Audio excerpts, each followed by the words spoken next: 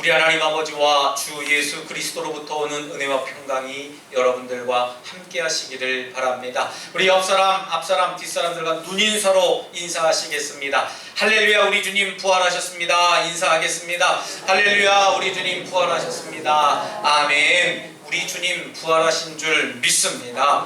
우리가 오늘 함께 읽은 마태복음서에서는 예수님의 그 십자가 순환 이야기가 예수님의 시험 이야기에 반영된 것처럼 보여지기도 합니다. 또 마찬가지로 이 부활은 예수님의 탄생에서 처음 부각되었던 주제들을 강조하고 있게 됩니다. 헤롯이라고 하는 왕이 등장했을 때에 그 소식에 이제 이 유대인의 왕이 나타났다라고 하는 그 소식에 그를 제거하려고 이제 시도함으로 인해서 아주 위협적으로 반응을 하게 됩니다. 그래서 그 병사들을 보내서 그 일대에 태어난 아이들을 모두 죽여라 라고 하는 그런 정책을 세워가게 됩니다. 유아들을 실질적으로 살해를 했어요. 예수님께서 십자가에서 처형당하셨던 그 사건 이후에 종교 지도자들과 로마에 있는 그 행정 공무원들을, 이 지도자들의 살해에 모이는 병사들을 보내서 무덤을 지키게 하고 무덤을 막게 하고, 그래서 이 예수님의 시신을 지키게 함으로 인해서 예수님의 부활을 위협하는 것으로 나타나게 됩니다. 특별히 오늘 본문의 말씀은 공포로 시작되지만 압도적인 기쁨으로 결론을 맺게 됩니다. 여러분, 예수님의 탄생은 수많은 죽음의 그늘에 가려지게 되지만 예수님의 죽음은 많은 사람들을 위한 부활의 약속을 가져오는 것이라는 사실을 우리가 깨닫게 됩니다. 마태복음에서 전하는 이 마태가 전하는 부활의 이야기는 무덤을 지키고 있었던 그 경비병과 지진에 관한 세부사항적인 이야기, 그리고 부활의 소식을 가장 처음 들었던 사람들이 누군가에 대한 이야기를 전해주고 있습니다. 마태에 따르면 하나님의 승리의 첫 번째 목격자들은 예수의 죽음의심을 목격한 그 마리아와 다른 마리아, 막달라 마리아와 다른 마리아다라고 이야기하고 있습니다. 천사가 이들에게 가장 먼저 전합니다. 너희는 두려워하지 말라, 또는 너희는 넌 그만 두려워하라 라고 그들을 위로해주고 격려해주고 있었습니다. 천사는 그들을 지금 사로잡고 있는 두려움을 물리치라고 명령하게 되는데, 이는 그가 전할 소식이 큰 기쁨을 가져다 오기 때문에 그 사실을 두려워하지 말라라고 하는 사실로 안심을 주게 되는 것입니다. 너희가 십자가에 달리신 예수님을 찾는 것을 내가 알고 있다. 그는 여기에 계시지 않고 있으니 그가 말씀하셨던 대로 다시 살아나셨기 때문에 이 자리에 계시지 않다라고 천사는 이야기합니다. 부활은 이미 일어났다는 얘기입니다. 앞으로 일어날 것이 아니라 이미 부활되으셨고, 이들은 이 예수님은 너희가 찾는 곳이 아닌 예수님이 말씀하신 장소에 먼저 가 계시다라고 이야기하는 겁니다. 돌문이 굴려졌는데 이는 그가 예수님이 나가기 위해서 돌문이 굴려져 나간 것이 아니라 그 예수님의 무덤을 목격하러 온 사람들을 무덤 안으로 끌어들이기 위한 목적이었다는 것입니다. 여인들은 즉시 어떻게 반응합니까? 큰 무서움과 기쁨으로 천사의 명령에 순종하게 되었다 이야기합니다. 이것을 마가복음이라고 하는 복음서에서는 여인들은 두려움과 침묵으로 반응을 했다고 전해주고 있습니다. 하지만 이 마태가 전하는 마태복음서에서는요, 그들은 세상을 바꿀 만한 소식을 전하려고 다름질하려 달려나갔다 이야기를 합니다. 복된 소식, 복음을 전하려고 나갔다는 얘기예요. 이들이 이제 이 복음을 전하려고 가는 도중에 예수님을 만납니다. 예수님은요, 이 여인들을 만나서 두려워하지 말라라고 이야기를 하게 되며 천사의 명령을 다시 되풀이해주며 이야기를 해줍니다. 그는 살아서 그들과 함께 있습니다. 우리 예수님이 이들과 함께 있었습니다. 그런데 왜 그들이 두려움을 가져야 되겠습니까? 두려움을 가질 이유가 없는데 이 여인들은 두려움을 가지고 복음을 들고 나갔다는 거예요. 그들이 경배하고 기쁨 외에 어떤 것을 위한지 남겨둘 하등의 이유가 없었음을 우리가 생각해 보게 됩니다. 예수님께서는 여인들에게 마지막으로 명령을 하시게 됩니다. 가서 내 형제들에게 갈릴리로 가라 하라. 거기서 나를 만나리라 했습니다. 그런데 여기서 예수님은 누구를 가리켜서 나의 형제들이고 누구를 가리켜서 나의 형제라고 표현을 했을까요? 마태복음의 마지막 장면은 11명의 사도들을 가르쳐서 예수님의 형제라고 표현을 하게 됩니다. 11사도들이 갈릴리에 가서 예수의 명하시는 그 산에 이르러 예수를 만났다고 표현을 하게 됩니다. 그러니 최소한 예수님은요, 이 여인들을 보내어서 그 11명에게 말하라고 하는 그 증언의 메시지를 요청하신 겁니다. 막달라 마리아와 예수의 어머니 마리아는요, 예수 자신에 의해서 임명된 첫 번째 사도들이다라고 하는 겁니다. 사도가 별거 있습니까? 예수님의 복음을 들고 나가면 사도들이 되는 것이에요. 저와 여러분들도 작은 사도들이 되는 겁니다. 목사만 복음을 들고 전파하는 자들이 아니라 저와 여러분들의 삶이 입술로 또 우리들의 삶의 모양으로 복음을 증거하는 삶이 그런 복음의 전도자, 제자들이 되어야 될 줄 믿습니다. 큰 기쁨으로 또 그들은 예수님의 명령에 순종하며 부활하신 예수님을 증언하게 됩니다. 여러분, 예수님의 부활을 정말 믿으십니까? 부화도 아니고 부활을 말입니다. 계란에서 부화가 되는 병아리가 아니라 사람이 죽었는데 정말 살아났다는 거예요. 세상 사람들은 이 부활이라고 하는 단어를 여전히 익숙해하지 않습니다. 다른 종교에서는 더욱더 찾아볼 수 없는 것이 바로 이 부활이라고 하는 신학적인 이야기입니다. 여러분, 부활은 생명입니다. 부활은 희망이에요. 부활은 찬란한 하나님의 약속입니다. 하지만 세상 사람들은 이 생명과 희망과 찬란한 하나님의 약속보다는 죽음과 절망과 거짓에 더욱 관심이 많아지게 됩니다. 죽음은 더 이상 희망이 없습니다. 절망이라고 말할 수도 있지만 그것은 희망이 꺾여진 절망이라고 표현할 수 있습니다. 여러분들 가운데 정말 희망이 있으십니까? 여러분, 희망이 있다면 왜 그렇게 얼굴들이 어두울까요? 여러분, 희망을 갖고 계신다면서 왜 두려워하고 희망을 갖고 있는다고 하면서 왜 세상 사람들의 말이 더 내 가슴 속에 영향력을 갖게 되는 것일까요? 믿지 않는 사람들의 말을 더 신뢰하고 따르는 모습들이 우리들 삶 가운데 종종 보여지게 됩니다. 믿는 이들의 이야기와 격려의 이야기는 지나가는 말로 들을지언정 믿지 않는 사람들의 비수와 같은 말 한마디에는 내 자존심이 상하고 내 양심이 무너져도 그것을 행하는 모습들을 가만히 볼 때에 여전히 우리는 믿음이 없는 사람처럼 보여지기까지도 합니다.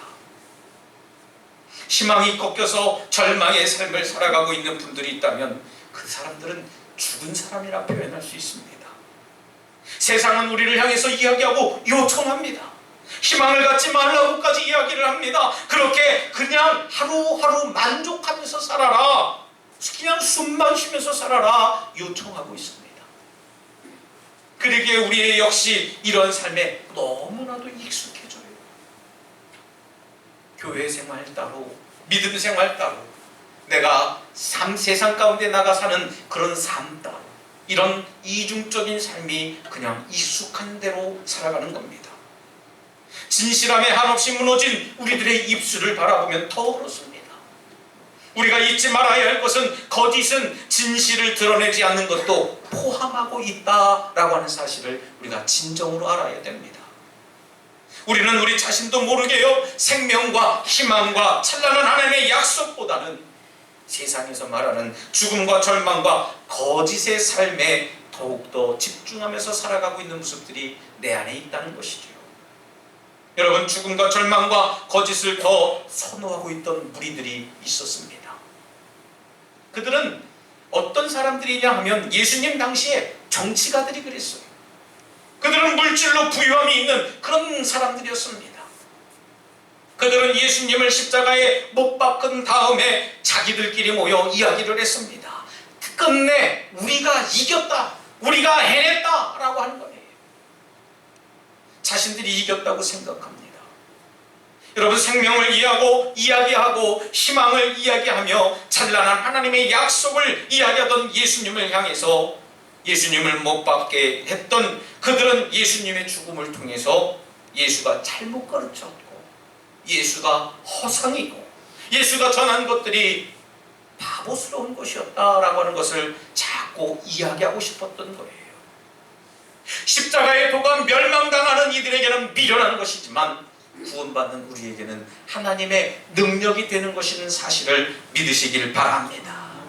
여러분, 그들 입장에서 생각해보면 십자가에서 죽으신 예수님을 바라보며 그래, 너희가 이겼구나, 너희 말이 옳았구나 라고 하는 것을 우리도 생각할 수 있게 됩니다. 그러나 여러분, 중요한 사실은 뭡니까? 중요한 사실은 예수님은 부활하셨다는 사실이에요. 할렐루야. 예수님은 부활하셨습니다. 주님은 살아계십니다. 부활하셨기 때문에 살아계신 분이에요. 여러분, 이것을 우리는 부활이라고 말하고 이것을 우리는 믿는 믿음이라는 것입니다. 바로 이것이 우리들의 믿음의 근원이 되어야 하고 이것이 바로 우리들의 믿음의 뿌리가 되어야 될 줄 믿습니다. 할렐루야. 여러분, 왜 예수님은 살아나셨을까요? 죽음과 절망과 거짓을 선호하던 그들의 말대로 끝내 이겼다라고 하는 말이 잘못됐다라고 하는 것을 가르쳐 주시기 위함이었습니다. 물론 더 세부적으로 깊이 신앙적으로 해석을 해보면 나의 죄를 살리시기 위해서, 여전히 구원받지 못한 나를 구원하기 위해서 예수님 부활하셨습니다 라고 고백할 수 있겠습니다만은, 오늘 본문상에서 이들 입장에서 보면은요, 절망과 죽음과 거짓을 말했던 이 선지자들에게, 종교 지도자들에게, 또 이들을 촬영했던 이들에게 예수님은 진리의 복음을 말하기 위해서 몸소 부활하셨다는 거예요. 여러분, 죽음과 절망과 거짓이 이 세상의 중심이 아니라 생명과 희망과 찬란한 하나님의 약속이 넘쳐나고 세상의 중심이 되어야 한다는 것을 우리 주님은 말씀하고 싶었던 겁니다. 사랑하는 우리 덕수가족 여러분, 우리 예수님은 우리의 구원자이신 줄 믿습니다. 우리 예수님은 우리의 인도자가 되십니다. 우리 예수님은 영광의 주님이십니다. 생명의 떡으로 우리에게 오신 분입니다. 여러분, 그렇게 믿으십니까? 여러분, 부활하신 주님을 믿는 자들은 능력을 받게 됩니다. 존귀함을 얻게 됩니다. 권세가 생깁니다. 은혜 받는 자들은 승리의 삶을 살아갈 수 있다는 것이에요. 우리 예수님은 분명히 부활하셨습니다. 그분은 살아계신 주님입니다. 우리는 그분을 예수 그리스도다라고 고백하고 있습니다. 끝내 이긴 사람들은 죽음과 절망과 거짓을 선호하던 사람들이 아니라 우리 하나님 아버지가 이긴 자인 줄 믿으시기 바랍니다. 바로 부활을 통해서 말입니다. 행동으로 증명하는 믿음을 우리들에게 가르쳐 주신 거예요. 우리 예수님은 죽음의 자리에 누워 계시지 않습니다. 여러분, 죽음의 자리에서는 주님을 찾을 수가 없어요. 무덤에서는 주님을 찾을 수가 없습니다. 왜요? 거기는 죽음의 자리니까 말입니다. 만일 여러분이 죽음과 절망과 거짓의 자리에 여전히 머물러 있다 생각하신다면 주님을 만날 수 없다는 것이에요. 다른 자리로 옮겨야 됩니다. 우리 삶의 자리를 바꿔야 됩니다. 생명과 희망과 찬란한 하나님의 약속이 있는 그곳으로 여러분들의 발걸음을 옮겨 나가시길 주님의 이름으로 부탁드리겠습니다. 여러분, 우리가 거짓의 자리에서 진실의 자리를 옮긴다면 우리는 생명과 희망과 찬란한 하나님의 약속이 되신 그 주님을 우리가 만날 수 있다는 사실을 다시 한번 믿으시기를 바랍니다. 우리는 그분을 살아계신 주님, 또 나의 삶의 모든 것이 되신 주님이라고 고백하는 거예요. 그리고 이 고백을 통해서 우리 주님은 우리의 모든 삶을 책임져 주시겠다고 우리들 삶 가운데 약속하고 계십니다. 더 이상 삶의 수렁에 여러분들 빠져 계시지 마시기 바랍니다. 세상 사람들은 우리의 발목을 붙잡고 교회 나가지 말아라, 믿음 생활 필요 없다, 괜히 헛된 일 하는 것이다 라고 우리에게 달콤한 이야기로 속삭입니다. 여러분, 하늘을 바라보시길 바랍니다. 주님이 내 손을 잡고 계시고 계세요. 주님이 우리의 손을 붙잡고 건져내 주시겠다고 그 내민 손을 여러분들 꼭 붙잡으시기를 주님의 이름으로 부탁드리겠습니다. 그 손을 붙잡아야만 주님이 우리의 모든 삶을 책임져 주실 줄 믿습니다. 나는 붙잡지 않고 주님 나를 붙잡아 주세요, 나 붙잡아 주세요 하는 그런 허공을 치는 기도가 아니라 내가 하나님을 붙잡고 있음을 하나님께 믿음을 나타내고 증명해 보이는 삶을 살아가시길 부탁드리겠습니다. 주님과 함께하는 삶, 주님의 부활을 믿는 삶을 살아가시는 여러분들은 분명히 형통한 삶을 이어가시리라 믿습니다. 바라기는 살아계신 그 예수님이, 부활하신 그 주님이, 그분으로 인해서 우리의 모든 삶은 기쁨으로 넘쳐나는 그런 능력 있는 삶을 살아가는 저와 여러분들의 삶이 되시길 다시 한번 주님의 이름으로 축원합니다. 이 시간 함께 결단의 기도를 드릴 때 주님의 부활을 통해서 우리의 삶에 승리하는 삶을 살게 하여 주시옵소서. 주님의 부활이 나의 부활이 되게 하여 주시옵소서라고 잠시 결단의 기도를 드리겠습니다. 할렐루야. 사랑과 내가 충만하신 하나님, 주님의 삶이 내 삶이 되게 하여 주시옵시고 예수 그리스도의 승리가 부활의 삶인 것처럼 우리들의 삶도 부활하는 삶을 살아갈 수 있도록 아버지 인도하여 주시옵소서. 영적으로 깨어있게 하여 주시옵시고 영적으로 주님의 자리에 서게 하시며 영적으로 하나님을 만나고 경험하는 그런 믿음의 삶을 살아갈 수 있도록 아버지 인도하여 주시옵소서. 아버지 역사에 주실 줄 믿습니다. 주님 주시옵소서. 주님 큰 기쁨과 감격 속에서 부활하신 주님을 찬양하게 하시니 감사드립니다. 부활하신 주님을 묵상하면서 우리가 어찌 살아야 할지를 깨닫습니다. 주님이 그러셨던 것처럼 땅의 것이 아닌 위의 것을 추구하며 살겠습니다. 우리의 힘만으로는 할 수 없지만 주님을 의지하며 그 생명의 길로 가도록 저희들과 늘 동행하여 주시옵소서. 예수님 이름으로 기도드리옵나이다. 아멘.